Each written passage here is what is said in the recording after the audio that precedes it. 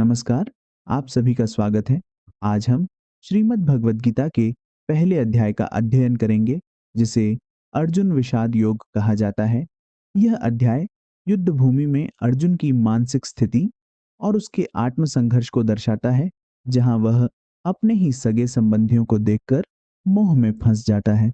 आइए इस अध्याय के प्रत्येक श्लोक को समझते हैं, संस्कृत में, हिंदी अनुवाद के साथ, और उसका गूढ़ अर्थ।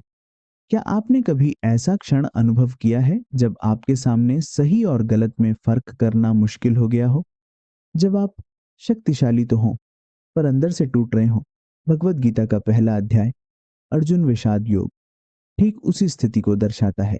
यह अध्याय युद्ध से पहले उस भीतरी युद्ध की कहानी है, जिसे अर्जुन अपने भीतर लड़ रहा था। भाग एक, धृतराष्ट्र का प्रश्न। धृतराष्ट्र अपने मंत्री संजय से पूछते हैं, धर्म क्षेत्र कुरुक्षेत्र में युद्ध के लिए इकट्ठे हुए मेरे पुत्रों और पांडवों ने क्या किया? यह प्रश्न केवल एक वर्णनात्मक सवाल नहीं है, बल्कि इसमें एक मानसिक पक्षपात भी झलकता है। धृतराष्ट्र मेरे पुत्र कहते हैं, परंतु पांडवों को पुत्र नहीं मानते। कुरुक्षेत्र को धर्म क्षेत्र कहा गया है, जो यह दर्शाता है कि यह केवल युद्ध भूमि नहीं, बल्कि आत्मा की परीक्षा का स्थान है। भाग दो, दुर्योधन की व्याकुलता। दुर्योधन, जो कौरवों का नेतृत्व कर रहा था, जब पांडवों की सेना की शक्ति देखता है तो वह चिंतित हो उठता है।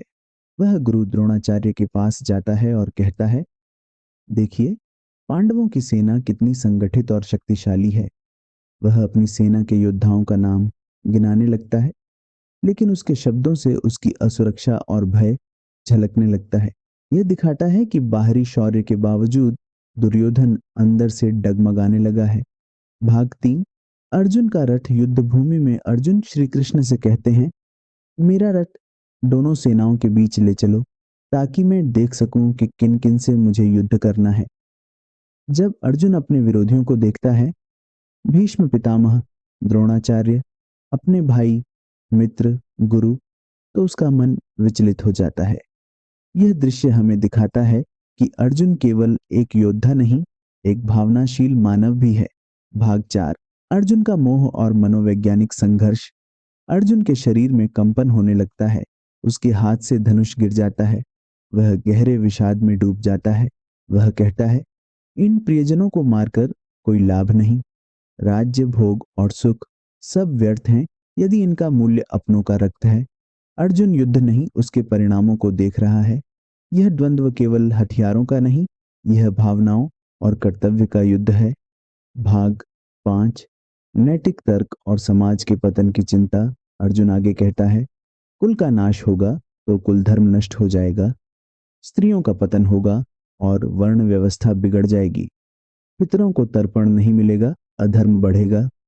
अर्जुन एक योद्धा होते हुए भी दूरदृष्टि रखता है। वह समाज, परंपरा और धर्म की रक्षा की बात करता है। यह तर्कपूर्ण विषाद धर्म और करुणा का अद्भुत संतुलन है। भाग 6, अर्जुन का आत्मसमर्पण। सबसे अंत में अर्जुन कहता है, हे केशव, मैं युद्ध नहीं करूंगा। वह अपने धनुष बाण नीचे रख देता है और रथ में बैठ जाता है। यह क्षण अभिमान का नहीं, आत्म अन्वेषण का है। अर्जुन अब शिष्य की अवस्था में आ चुका है। अब वह मार्गदर्शन चाहता है। जब मनुष्य अपने अहंकार को छोड़ता है, तभी गुरु प्रकट होता है। भावार्थ और आध्यात्मिक संकेत। यह अध्याय युद्ध का आरंभ नहीं, आत्मिक युद्ध की चरम सीमा को दर्शाता है। अर्जुन का विषाद एक प्रतीक है हर उस व्यक्ति के लिए जो धर्म और भावना के बीच उलझा है। यह बताता है कि मोह, भ्रम और करुणा जब मिलते हैं तो विवेक भी डगमगाने लगता है। अर्जुन जैसे महायोद्धा का हथियार छोड़ देना हमें यह सिखाता है, ज्ञान की शुरुआत तब होती है जब हम अपनी सीमाओं को स्वीकार कर लेते हैं। अध्याय का अंत और अगले अध्याय की भूमिका।